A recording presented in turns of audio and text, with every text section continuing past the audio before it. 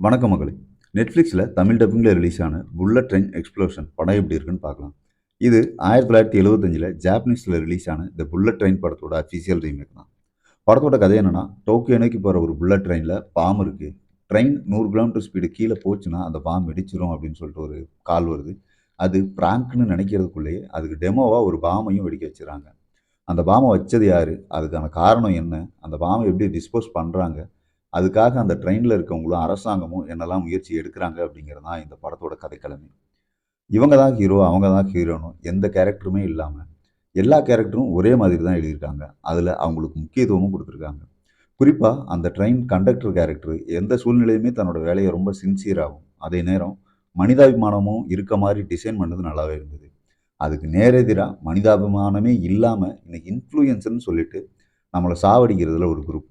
அந்த குரூப்பு ஒவ்வொரு சுச்சுவேஷனும் எப்படிலாம் யூஸ் பண்ணிக்குது அப்படிங்கிறதுக்காக ஒரு கேரக்டர் டிசைன் பண்ணியிருப்பாங்க. அது இன்னமுமே நல்லா இருந்தது.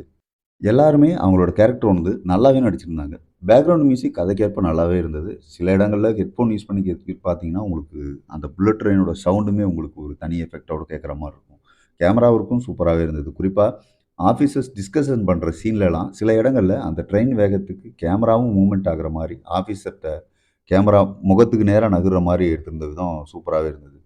கிராஃபிக்ஸ் எங்கேயுமே பிசிறடிக்காமல் நல்லா ஒர்க் பண்ணியிருந்தாங்க. திரைக்கதை ட்ரெயின் வேகத்துக்கே பரபரப்பாக இருந்தது. செகண்ட் ஹாஃபில் மட்டும் ஒரு 10 நிமிஷம் ஸ்லோவாக போகிற மாதிரி இருக்கும். யார் பாம்பு வச்சாங்கிறத சிலரால் யூகிக்க முடிஞ்சதும், அதுக்கான பின்னணியுமே இன்னும் கொஞ்சம் அழுத்தமாக கொடுத்துருக்கலாங்கிறது தான் கொஞ்சம் குறையாக தெரிஞ்சுது. மற்றபடி பெருசாக எந்த குறையுமே இல்லை. பரபரப்பான ஒரு த்ரில்லர், நம்மளையும் கொஞ்சம் எடை போட்டு பார்க்குற மாதிரி ஒரு சில சீனோட ஒரு படம் பார்க்கணுமா, அவங்களுக்கு இது ஒரு தரமான படம். நெட்ஃப்ளிக்ஸில் தமிழ் டப்பிங்லேயே இருக்குது. அதுவும் நல்லாவே இருக்குது. எந்த 18+ ஆபாச வார்த்தையோ இல்லை ரத்தம் தெறிக்கிற காட்சிகளோ இல்லை. தாராளமாக குடும்பத்தோடு பார்க்கலாம். அடுத்த ஒரு விமர்சனத்தை சந்திப்போம் மக்களே. நன்றி.